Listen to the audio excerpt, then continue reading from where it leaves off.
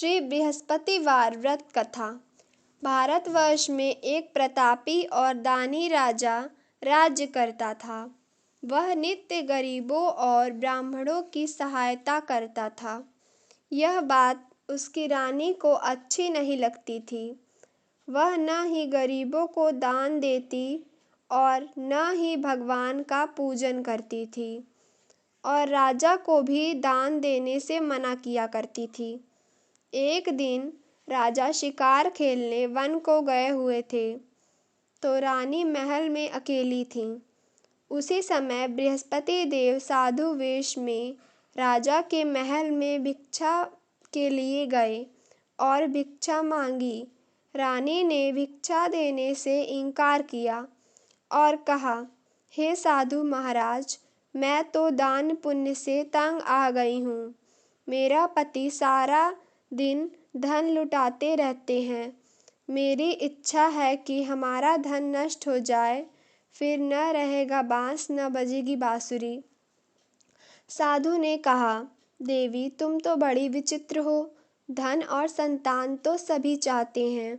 पुत्र और लक्ष्मी तो पापी के घर भी होनी चाहिए। यदि तुम्हारे पास अधिक धन है तो भूखों को भोजन दो, प्यासों के लिए प्याऊ बनवाओ, मुसाफिरों के लिए धर्मशालाएं खुलवाओ। जो निर्धन अपनी कुंवारी कन्याओं का विवाह नहीं कर सकते, उनका विवाह करा दो।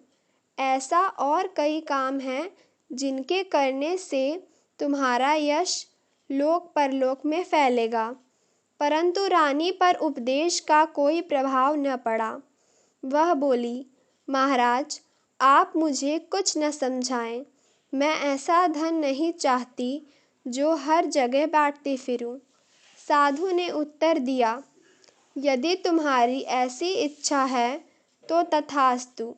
तुम ऐसा करना कि बृहस्पतिवार को घर लीपकर पीली मिट्टी से अपना सिर धोकर स्नान करना, भट्टी चढ़ाकर कपड़े धोना।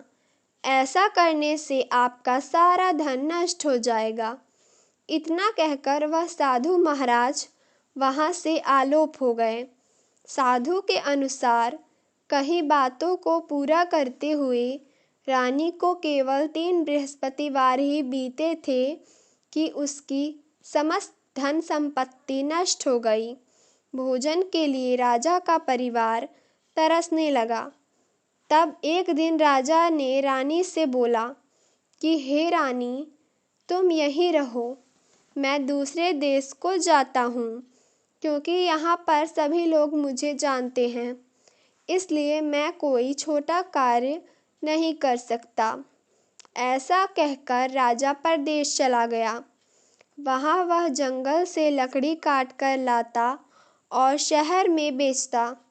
इस तरह वह अपना जीवन व्यतीत करने लगा। इधर राजा के परदेश जाते ही रानी और दासी दुखी रहने लगीं। एक बार जब रानी और दासी को 7 दिन तक बिना भोजन के रहना पड़ा, तो रानी ने अपनी दासी से कहा, हे दासी, पास ही के नगर में मेरी बहन रहती है। वह बड़ी धनवान है। तू उसके पास जा और कुछ ले आ, ताकि थोड़ी बहुत गुजर बसर हो जाए। दासी रानी की बहन के पास गई। उस दिन गुरुवार था और रानी की बहन उस समय बृहस्पतिवार व्रत की कथा सुन रही थी। दासी ने रानी की बहन को अपनी रानी का संदेश दिया, लेकिन रानी की बड़ी बहन ने कोई उत्तर नहीं दिया। जब दासी को रानी की बहन से कोई उत्तर नहीं मिला, तो वह बहुत दुखी हुई और उसे क्रोध भी आया। दासी ने वापस आकर रानी को सारी बात बता दी। यह सुनकर रानी ने अपने भाग्य को कोसा। उधर रानी की बहन ने सोचा कि मेरी बहन की दासी आई थी, परंतु मैं उससे नहीं बोली, इससे वह बहुत दुखी हुई होगी। कथा सुनकर और पूजन समाप्त करके वह अपनी बहन के घर आई और कहने लगी, हे बहन, मैं बृहस्पतिवार का व्रत कर रही थी। तभी तुम्हारी दासी मेरे घर आई थी, परंतु जब तक कथा होती है तब तक न तो उठते हैं और न ही बोलते हैं, इसलिए मैं नहीं बोली। कहो दासी क्यों गई थी? रानी बोली, बहन तुमसे क्या छिपाऊं, हमारे घर में खाने तक को अनाज नहीं था। ऐसा कहते कहते रानी की आंखें भर आईं। उसने दासी समेत पिछले 7 दिनों से भूखे रहने तक की बात अपनी बहन को विस्तार पूर्वक सुना दी। रानी की बहन बोली, देखो बहन, भगवान बृहस्पति देव सबकी मनोकामना को पूर्ण करते हैं। देखो शायद तुम्हारे घर में भी अनाज रखा हो। पहले तो रानी को विश्वास नहीं हुआ, पर बहन के आग्रह करने पर उसने अपनी दासी को अंदर भेजा तो उसे सचमुच अनाज से भरा एक घड़ा मिल गया। यह देखकर दासी को बड़ी हैरानी हुई। दासी रानी से कहने लगी, हे रानी, जब हमको भोजन नहीं मिलता तो हम व्रत ही तो करते हैं, इसलिए क्यों न इनसे व्रत और कथा की विधि पूछ ली जाए, ताकि हम भी व्रत कर सकें। तब रानी ने अपनी बहन से बृहस्पतिवार व्रत के बारे में पूछा। उसकी बहन ने बताया, बृहस्पतिवार के व्रत में चने की दाल और मुनक्का से विष्णु भगवान का केले की जड़ में पूजन करें तथा दीपक जलाएं, व्रत कथा सुनें और पीला भोजन ही करें। इससे बृहस्पति देव प्रसन्न होते हैं। व्रत और पूजन विधि बताकर रानी की बहन अपने घर को लौट गई। 7 दिन के बाद जब गुरुवार आया तो रानी और दासी ने व्रत रखा। घुड़साल में जाकर चना और गुड़ लेकर आईं। फिर उससे केले की जड़ तथा विष्णु भगवान का पूजन किया। अब पीला भोजन कहाँ से आए, इस बात को लेकर दोनों बहुत दुखी थी। चूँकि उन्होंने व्रत रखा था, इसलिए बृहस्पति देव उनसे प्रसन्न थे। इसलिए वे एक साधारण व्यक्ति का रूप धारण कर 2 थालों में सुंदर पीला भोजन दासी को दे गए। भोजन पाकर दासी प्रसन्न हुई और फिर रानी के साथ मिलकर भोजन ग्रहण किया। उसके बाद वे सभी गुरुवार को व्रत और पूजन करने लगीं। बृहस्पति भगवान की कृपा से उनके पास फिर से धन संपत्ति आ गई, परंतु रानी फिर से पहले की तरह आलस्य करने लगी। तब दासी बोली, देखो रानी, तुम पहले भी इस प्रकार आलस्य करती थी। तुम्हें धन रखने में कष्ट होता था, इस कारण सभी धन नष्ट हो गया, और अब जब भगवान बृहस्पति की कृपा से धन मिला है तो तुम्हें फिर से आलस्य होता है। रानी को समझाते हुए दासी कहती है कि बड़ी मुसीबतों के बाद हमने यह धन पाया है, इसलिए हमें दान पुण्य करना चाहिए, भूखे मनुष्यों को भोजन कराना चाहिए और धन को शुभ कार्यों में खर्च करना चाहिए, जिससे तुम्हारे कुल का यश बढ़ेगा, स्वर्ग की प्राप्ति होगी और पितृ प्रसन्न होंगे। दासी की बात मानकर रानी अपना धन शुभ कार्यों में खर्च करने लगी, जिससे पूरे नगर में उसका यश फैलने लगा। एक दिन राजा दुखी होकर जंगल में एक पेड़ के नीचे आसन जमाकर बैठ गया। वह अपनी दशा को याद करके व्याकुल होने लगा। बृहस्पतिवार का दिन था। एकाएक उसने देखा कि निर्जन वन में एक साधु प्रकट हुए। वह साधु वेश में स्वयं बृहस्पति देवता थे। लकड़हारे के सामने आकर बोले, हे लकड़हारे, इस सुनसान जंगल में तू चिंता मग्न क्यों बैठा है? लकड़हारे ने दोनों हाथ जोड़ कर प्रणाम किया और उत्तर दिया, महात्मा जी, आप सब कुछ जानते हैं, मैं क्या कहूँ? यह कहकर रोने लगा। और साधु को अपनी आत्मकथा सुनाई। महात्मा जी ने कहा, तुम्हारी स्त्री ने बृहस्पति के दिन बृहस्पति भगवान का निरादर किया है, जिसके कारण रुष्ट होकर उन्होंने तुम्हारी यह दशा कर दी। अब तुम चिंता को दूर करके मेरे कहने पर चलो तो तुम्हारे सब कष्ट दूर हो जाएंगे और भगवान पहले से भी अधिक संपत्ति देंगे। तुम बृहस्पति के दिन कथा किया करो। 2 पैसे के चने मुनक्का लाकर उसका प्रसाद बनवाओ और शुद्ध जल से लोटे में शक्कर मिलाकर अमृत तैयार करो। कथा के पश्चात अपने सारे परिवार और सुनने वाले प्रेमियों में अमृत व प्रसाद बांटकर आप भी ग्रहण करो। ऐसा करने से भगवान तुम्हारी सब मनोकामनाएं पूरी करेंगे। साधु के ऐसे वचन सुनकर लकड़हारा बोला, हे प्रभु, मुझे लकड़ी बेचकर इतना पैसा नहीं मिलता जिससे भोजन के उपरांत कुछ बचा सकूं। मैंने रात्रि में अपनी स्त्री को व्याकुल देखा है। मेरे पास कुछ भी नहीं जिससे मैं उसकी खबर मंगा सकूं।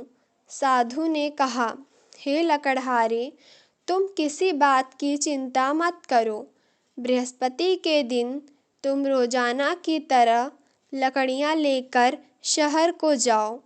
तुमको रोज से दुगना धन प्राप्त होगा, जिससे तुम भली भांति भोजन कर लोगे तथा बृहस्पति देव की पूजा का सामान भी आ जाएगा। इतना कहकर साधु अंतर्ध्यान हो गए। धीरे धीरे समय व्यतीत होने पर फिर वही बृहस्पतिवार का दिन आया। लकड़हारा जंगल से लकड़ी काटकर किसी शहर में बेचने गया। उसे उस दिन और दिन से अधिक पैसा मिला। राजा ने चना गुड़ आदि लाकर गुरुवार का व्रत किया।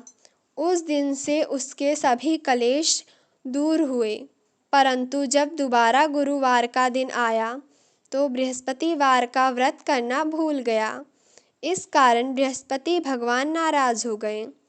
उस दिन उस नगर के राजा ने विशाल यज्ञ का आयोजन किया तथा शहर में यह घोषणा करा दी कि कोई भी मनुष्य अपने घर में भोजन न बनवाए, न आग जलाए।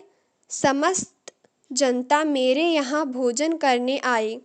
इस आज्ञा को जो न मानेगा उसे फांसी की सजा दी जाएगी।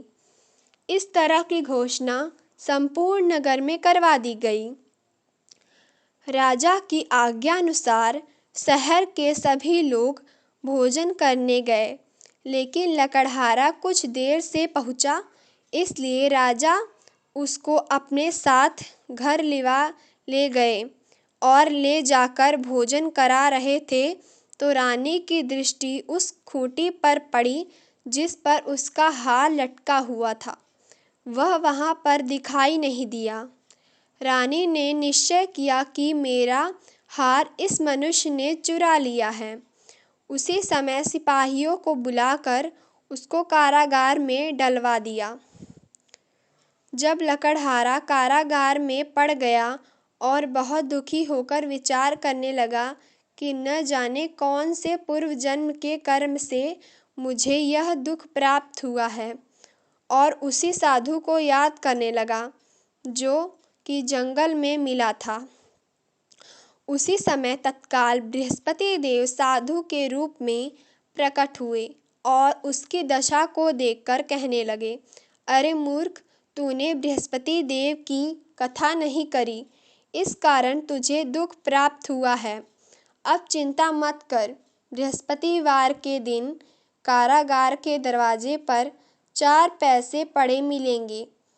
तू उनसे बृहस्पति देव की पूजा करना, तेरे सभी कष्ट दूर हो जाएंगे। बृहस्पति के दिन उसे 4 पैसे मिले। लकड़हारे ने कथा कही। उसी रात्रि को बृहस्पति देव ने उस नगर के राजा को स्वप्न में कहा, हे राजा, तुमने जिस आदमी को कारागार में बंद कर दिया है वह निर्दोष है, वह राजा है, उसे छोड़ देना। रानी का हार उसी खूंटी पर लटका है। अगर तू ऐसा नहीं करेगा तो मैं तेरे राज्य को नष्ट कर दूंगा। इस तरह रात्रि के स्वप्न को देखकर राजा प्रातःकाल उठा और खूंटी पर हार देखकर लकड़हारे को बुलाकर क्षमा मांगी तथा लकड़हारे को योग्य सुंदर वस्त्र आभूषण देकर विदा कर दिया। बृहस्पति देव की आज्ञानुसार लकड़हारा अपने नगर को चल दिया। राजा जब अपने घर के निकट पहुंचा तो उसे बड़ा आश्चर्य हुआ। नगर में पहले से अधिक बाग, तालाब, कुएं तथा बहुत सी धर्मशाला, मंदिर आदि बन गई हैं। राजा ने पूछा, यह किसका बाग है, धर्मशाला है? तब नगर के सभी लोग कहने लगे, यह सब रानी और बांदी के हैं। तो राजा को आश्चर्य हुआ और गुस्सा भी आया। जब रानी ने यह खबर सुनी कि राजा आ रहे हैं तो उन्होंने बांदी से कहा कि हे दासी, देख, राजा हमको कितनी बुरी हालत में छोड़ गए थे। हमारी ऐसी हालत देखकर वह लौट न जाएं, इसलिए तू दरवाजे पर खड़ी हो जा। आज्ञानुसार दासी दरवाजे पर खड़ी हो गई। राजा आए तो उन्हें अपने साथ लिवा लाए। तब राजा ने क्रोध करके अपनी रानी से पूछा कि यह धन तुम्हें कैसे प्राप्त हुआ है? तब उन्होंने कहा, हमें यह सब धन बृहस्पति देव के इस व्रत के प्रभाव से प्राप्त हुआ है। राजा ने निश्चय किया कि 7 रोज बाद तो सभी बृहस्पति देव का पूजन करते हैं, परंतु मैं प्रतिदिन दिन में 3 बार कहानी तथा रोज व्रत किया करूँगा। अब हर समय राजा के दुपट्टे में चने की दाल बंधी रहती तथा दिन में 3 बार कहानी कहता। एक रोज राजा ने विचार किया कि चलो अपनी बहन के यहाँ हो जाएं। इस तरह निश्चय कर राजा घोड़े पर सवार हो अपनी बहन के यहाँ को चलने लगा। मार्ग में उसने देखा कि कुछ आदमी एक मुर्दे को लिए जा रहे हैं। उन्हें रोककर राजा कहने लगा, अरे भाइयों, मेरी बृहस्पति देव की कथा सुन लो। वे बोले, लो, हमारा तो आदमी मर गया है, इसको अपनी कथा की पड़ी है।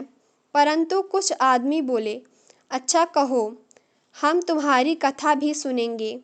राजा ने दाल निकाली और जब कथा आधी हुई थी तो कि मुर्दा हिलने लग गया और जब कथा समाप्त हो गई तो राम राम करके मनुष्य उठकर खड़ा हो गया।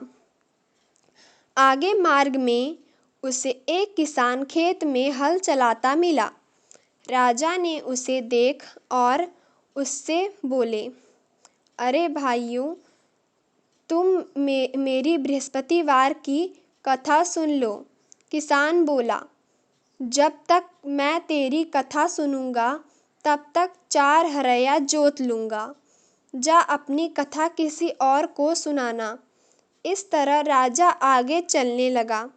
राजा के हटते ही बैल पछाड़ खाकर गिर गए तथा किसान के पेट में बड़ी जोर का दर्द होने लगा।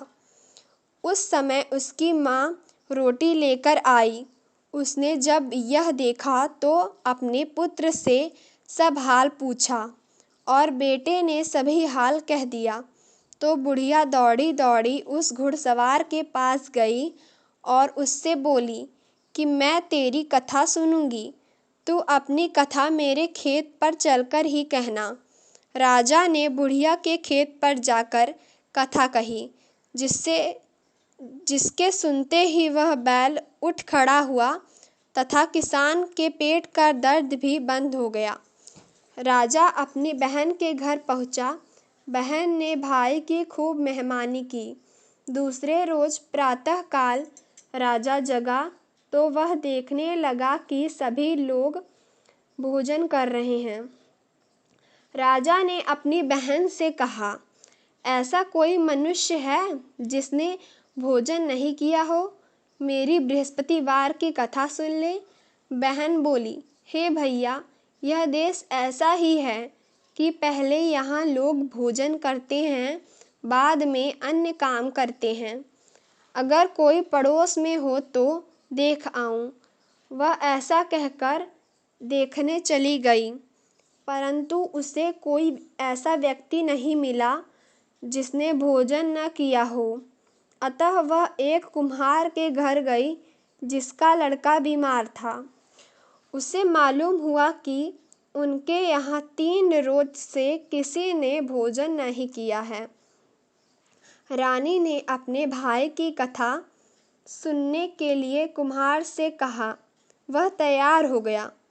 राजा ने जाकर बृहस्पतिवार की कथा कही, जिसको सुनकर उसका लड़का ठीक हो गया। अब तो राजा की प्रशंसा होने लगी।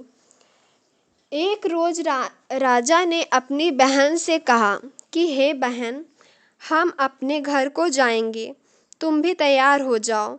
राजा की बहन ने अपनी सास से कहा। सास ने कहा, चली जा, परंतु अपने लड़कों को मत ले जाना, क्योंकि तेरे भाई के कोई औलाद नहीं है।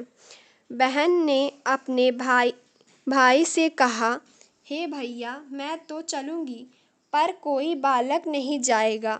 राजा बोला, जब कोई बालक नहीं चलेगा तब तुम ही क्या करोगी? बड़े दुखी मन से राजा अपने नगर को लौट आया।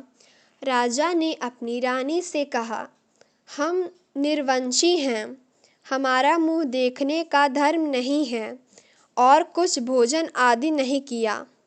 रानी बोली, हे प्रभु, बृहस्पति देव ने हमें सब कुछ दिया है, वह हमें औलाद अवश्य देंगे। उसी रात को बृहस्पति देव ने राजा से स्वप्न में कहा, हे राजा, उठ, सभी सोच त्याग दे, तेरी रानी गर्भ से है। राजा की यह बात सुनकर बड़ी खुश हुई। 9वें महीने में उसके गर्भ से एक सुंदर पुत्र पैदा हुआ। तब राजा बोला, हे रानी, स्त्री बिना भोजन के रह सकती है, पर बिना कहे नहीं रह सकती। जब मेरी बहन आए तुम उससे कुछ मत कहना। रानी ने सुनकर हाँ कर दिया। जब राजा की बहन ने यह शुभ समाचार सुना तो वह बहुत खुश हुई तथा बधाई लेकर अपने भाई के यहाँ आई। तभी रानी ने कहा, घोड़ा चढ़कर तो नहीं आई, गधा चढ़ी आई। राजा की बहन बोली, भाभी, मैं इस प्रकार न कहती तो तुम्हें औलाद कैसे मिलती? बृहस्पति देव ऐसे ही हैं, जैसी जिसके मन में कामनाएं हैं सभी को पूर्ण करते हैं। जो सद्भावना पूर्वक बृहस्पतिवार का व्रत करता है एवं कथा पढ़ता है अथवा सुनता है, दूसरों को सुनाता है, बृहस्पति देव उसकी सभी मनोकामना पूर्ण करते हैं। भगवान बृहस्पति देव उसकी सदैव रक्षा करते हैं।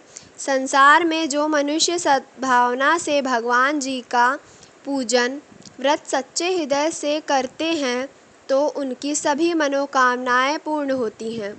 जैसी सच्ची भावना से रानी और राजा ने उनकी कथा का गुणगान किया तो उनकी सभी इच्छाएं बृहस्पति देव जी ने पूर्ण की थी। इसलिए पूर्ण कथा सुनने के बाद प्रसाद लेकर जाना चाहिए। हृदय से उसका मनन करते हुए जयकारा बोलना चाहिए। बोलो बृहस्पति देव की जय, भगवान विष्णु की जय। बृहस्पति देव की कथा। प्राचीन काल में एक ब्राह्मण रहता था। वह बहुत निर्धन था। उसके कोई संतान नहीं थी। उसकी स्त्री बहुत मलिनता के साथ रहती थी। वह स्नान न करती किसी देवता का पूजन न करती। इससे ब्राह्मण देवता बड़े दुखी थे। बेचारे बहुत कुछ कहते थे, किंतु उसका कुछ परिणाम न निकला। भगवान की कृपा से ब्राह्मण की स्त्री के यहाँ कन्या रूपी रत्न पैदा हुआ। कन्या बड़ी होने पर प्रातः स्नान करके विष्णु भगवान का जाप व बृहस्पतिवार का व्रत करने लगी। अपने पूजन पाठ को समाप्त करके विद्यालय जाती तो अपनी मुट्ठी में जौ भर के ले जाती और पाठशाला के मार्ग में डालती जाती। तब ये जौ स्वर्ण के हो जाते। लौटते समय उनको बीन कर घर ले आती थी। एक दिन वह बालिका सूप में उस सोने के जौ को फटक कर साफ कर रही थी कि उसके पिता ने देख लिया और कहा, हे बेटी, सोने के जौ के लिए सोने का सूप होना चाहिए। दूसरे दिन बृहस्पतिवार था। इस कन्या ने व्रत रखा और बृहस्पति देव से प्रार्थना करके कहा, मैंने आपकी पूजा सच्चे मन से की हो तो मेरे लिए सोने का सूप दे दो। बृहस्पति देव ने उसकी प्रार्थना स्वीकार कर ली। रोजाना की तरह वह कन्या जौ फैलाती हुई जाने लगी। जब लौटकर जौ बीन रही थी तो बृहस्पति देव की कृपा से सोने का सूप मिला। उसे वह घर ले आई और उसमें जौ साफ करने लगी, परंतु उसकी माँ का वही ढंग रहा। एक दिन की बात है कि वह कन्या सोने के सूप में जौ साफ कर रही थी। उस समय उस शहर का राजपुत्र वहाँ से होकर निकला। इस कन्या के रूप और कार्य को देखकर मोहित हो गया तथा अपने घर आकर भोजन तथा जल त्याग कर उदास होकर लेट गया। राजा को इस बात का पता लगा तो अपने प्रधानमंत्री के साथ उसके पास गए और बोले, हे बेटा, तुम्हें किस बात का कष्ट है? किसी ने अपमान किया है हो सो कहो, मैं वही कार्य करूँगा जिससे तुम्हें प्रसन्नता हो। अपने पिता की राजकुमार ने बातें सुनी तो वह बोला, मुझे आपकी कृपा से किसी बात का दुख नहीं है। किसी ने मेरा अपमान नहीं किया है, परंतु मैं उस लड़की से विवाह करना चाहता हूँ जो सोने के सूप में जौ साफ कर रही थी। यह सुनकर राजा आश्चर्य में पड़ गया और बोला, हे बेटा, इस तरह की कन्या का पता तुम ही लगाओ। मैं उसके साथ तेरा विवाह अवश्य ही करवा दूंगा। राजकुमार ने उस लड़की के घर का पता बतलाया। तब मंत्री उस लड़की के घर गए और ब्राह्मण देवता को सभी हाल बतलाया। ब्राह्मण देवता राजकुमार के साथ अपनी कन्या का विवाह करने के लिए तैयार हो गए तथा विधि विधान के अनुसार ब्राह्मण की कन्या का विवाह राजकुमार के साथ हो गया। कन्या के घर से जाते ही पहले की भांति उस ब्राह्मण देवता के घर में गरीबी का निवास हो गया। अब भोजन के लिए भी अन्न बड़ी मुश्किल से मिलता था। एक दिन दुखी होकर ब्राह्मण देवता अपनी पुत्री के पास गए। बेटी ने पिता की दुखी अवस्था को देखा और अपनी माँ का हाल पूछा। तब ब्राह्मण ने सभी हाल कहा। कन्या ने बहुत सा धन देकर अपने पिता को विदा कर दिया। इस तरह ब्राह्मण का कुछ समय सुखपूर्वक व्यतीत हुआ। कुछ दिन बाद फिर वही हाल हो गया। ब्राह्मण फिर अपनी कन्या के यहाँ गया और सारा हाल कहा तो लड़की बोली, हे पिताजी, आप माता जी को यहाँ ले आएं। मैं उसे विधि बता दूंगी जिससे गरीबी दूर हो जाए।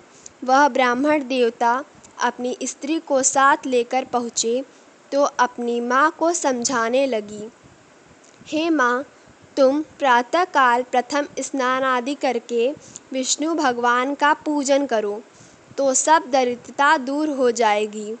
परंतु उसकी माँ ने एक भी बात नहीं मानी और प्रातःकाल उठकर अपनी पुत्री के बच्चों की जूठन को खा लिया।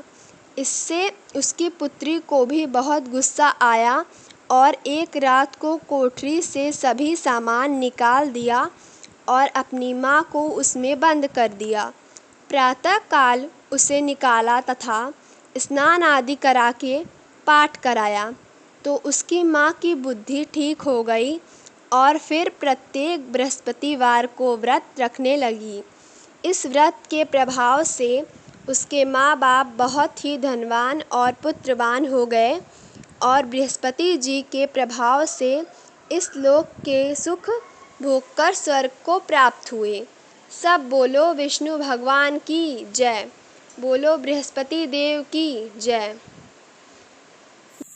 दोस्तों, ये वीडियो आपको कैसी लगी इसके बारे में कमेंट में बताइए और ऐसे ही नई नई जानकारियाँ पाने के लिए हमारे YouTube चैनल शिवांश मिश्रा को सब्सक्राइब करें और बेल आइकन दबाना ना भूलें। धन्यवाद।